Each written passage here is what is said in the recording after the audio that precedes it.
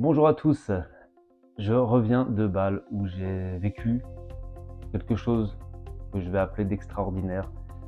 Je connaissais la méditation, je connaissais ses bienfaits. Moi, je pensais que c'était vraiment pour apaiser l'esprit, mais en fait, c'est beaucoup plus puissant que ça. Donc dans cette vidéo, vu que vous avez été nombreux à me demander un retour d'expérience suite à cette retraite avec le docteur Joe Dispenza, c'est ce que je vais faire dans cette vidéo. Je vais vous expliquer mon ressenti, ce que j'ai vécu, comment je l'ai vécu, ce que j'ai ressenti.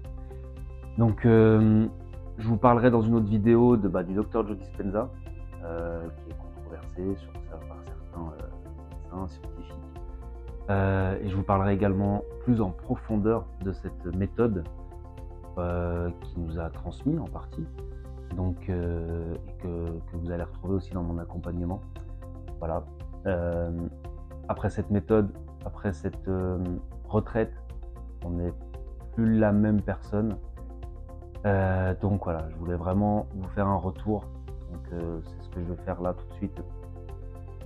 Ce que je vais te dire en fait là, ça peut vraiment changer ta vie, vraiment. Ça peut littéralement transformer ta vie. Voilà, donc cette retraite, c'était 2 jours et demi. Ouais, 2 jours et demi. Déjà, faut imaginer 8200 personnes qui sont réunies dans une salle qui est immense, genre Bercy. Dans cette salle, il y a une énergie qui est indescriptible. On peut presque la toucher. Elle est presque palpable, cette énergie. Et on a vécu des expériences qui dépassent un peu tout ce que j'avais imaginé, vraiment, tout ce que j'avais imaginé de possible. Et donc dans cette vidéo, je vais te partager ce que j'ai appris, mais surtout, vraiment surtout ce que j'ai ressenti.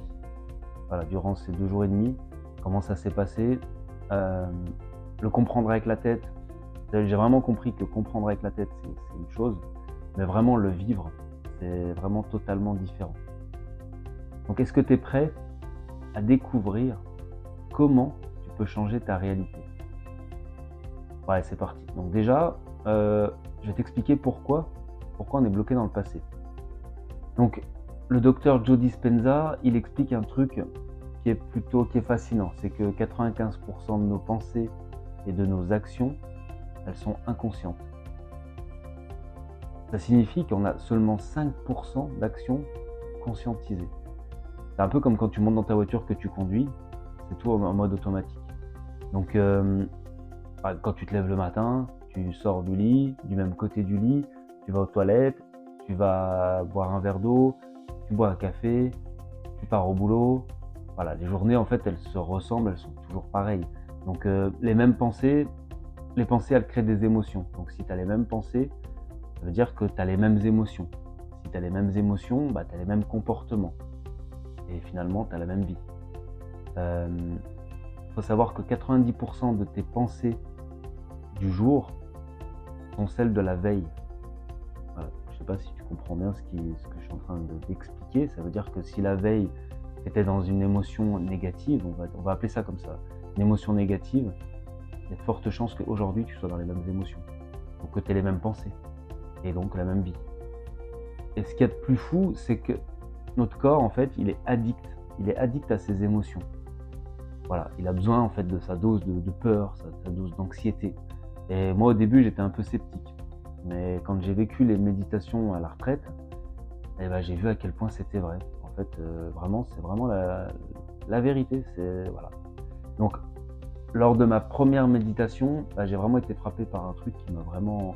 C'est que c'était pas la première méditation que je faisais dans ma vie, hein, mais la première méditation lors de la retraite, j'ai vu comment en fait mon esprit, il était en ébullition. J'avais des pensées tout le temps. Voilà. Des fois, je partais avec les pensées même. Donc du coup, ça faisait quoi? Ça faisait que je m'endormais. J'avais vraiment du mal à me concentrer. Et pourtant, autour de moi, j'avais quand même 8200 personnes qui étaient en pleine méditation. Et c'est là que j'ai compris vraiment, c'est ce qu'il explique aussi le docteur Joe Dispenza, c'est que le mental, en fait, il veut pas lâcher. Il veut pas lâcher facilement. Le mental, il va essayer de te raccrocher en fait à ce qu'il connaît. Voilà, donc rester dans les mêmes émotions, dans les mêmes pensées. Et ce que je savais pas en fait à ce moment-là, c'est que notre cerveau, c'est vraiment c'est une machine à habitude. Il est bien dans ce qu'il connaît. Voilà. Et s'il ne connaît plus, il sort de sa zone de confort. Ça lui plaît beaucoup moins. Donc il fait tout pour essayer d'empêcher de sortir de cette zone.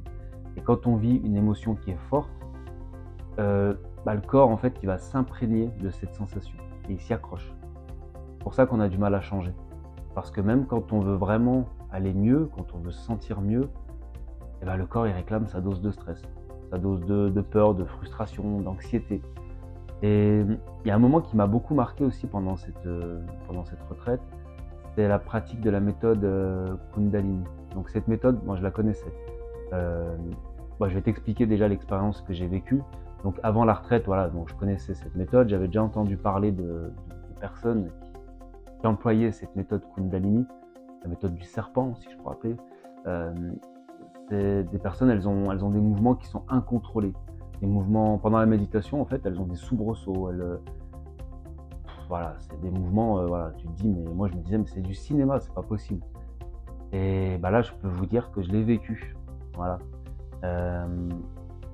Avant l'avant-dernière méditation, donc on a pratiqué cette méthode, il nous a expliqué avant comment faire, il nous a appris à faire cette méthode de Kundalini, et on a pratiqué ensuite cette méthode. Et là, durant la méditation, j'ai commencé à trembler, j'ai commencé à avoir des soubresauts. J'avais des mouvements qui étaient légers, mais franchement qui étaient vraiment réels. J'ai ressenti vraiment une énergie dans le cerveau, dans la tête, dans le cœur. C'était un peu, pour vous donner un exemple, comme quand on fait la planche et qu'on commence à trembler. Voilà, j'étais au max, quoi. Je tremblais dans tous les sens, c'était vraiment, voilà. Donc là, je me suis déjà dit, mais qu'est-ce qui se passe? Mais c'est pas possible. Et du coup, je me suis dit, autant, voilà. J'ai lâché prise et j'ai vraiment ressenti un truc incroyable. J'étais hors du temps. J'étais hors de l'espace, j'étais plus à Bâle, j'étais plus dans cette salle. J'étais hors de mon corps, en fait. Voilà, je pense que j'étais vraiment devenu une conscience, j'étais une conscience pure. Je ressentais plus rien autour. Et du coup, c'est là que j'ai compris, en fait, quand il expliquait, quand il parlait de dépasser son corps.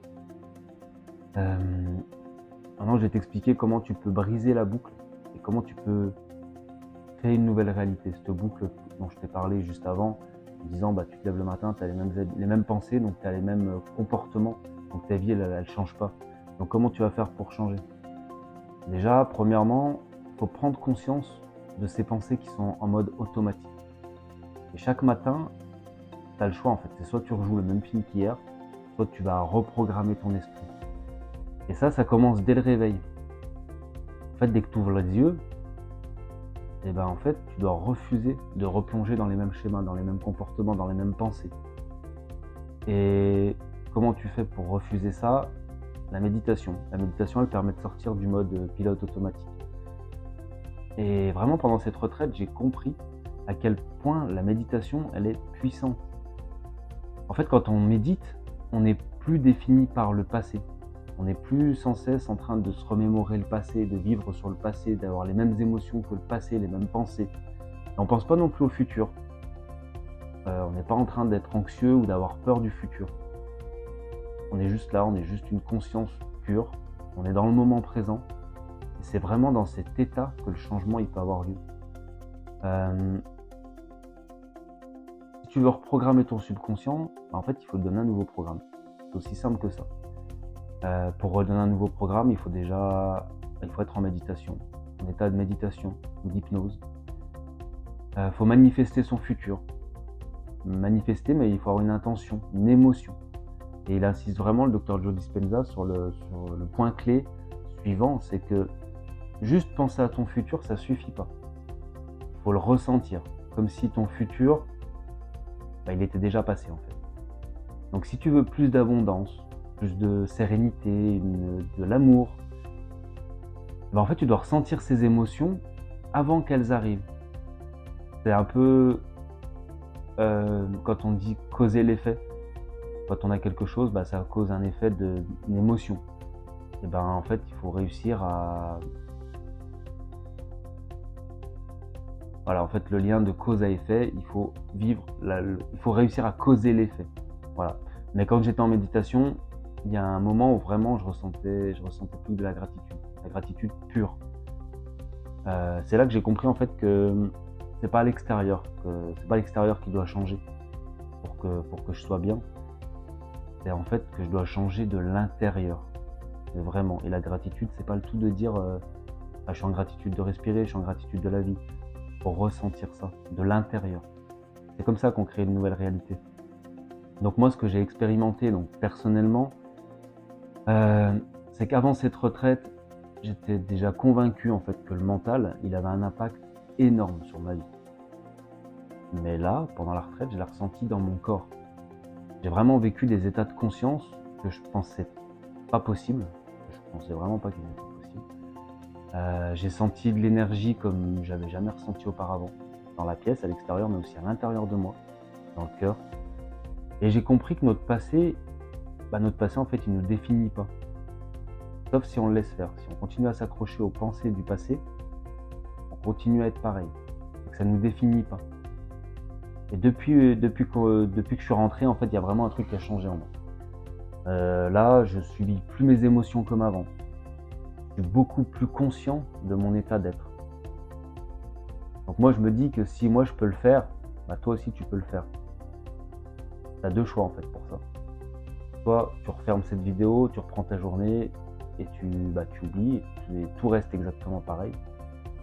Soit tu prends une décision, tu choisis de plus être une victime de tes pensées.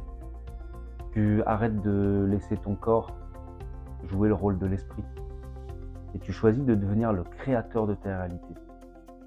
Donc si cette vidéo, elle t'a parlé, qu'elle a fait sens pour toi, si elle a résonné en toi, alors tu peux m'écrire en commentaire une chose que tu vas changer aujourd'hui, dès maintenant, tout de suite.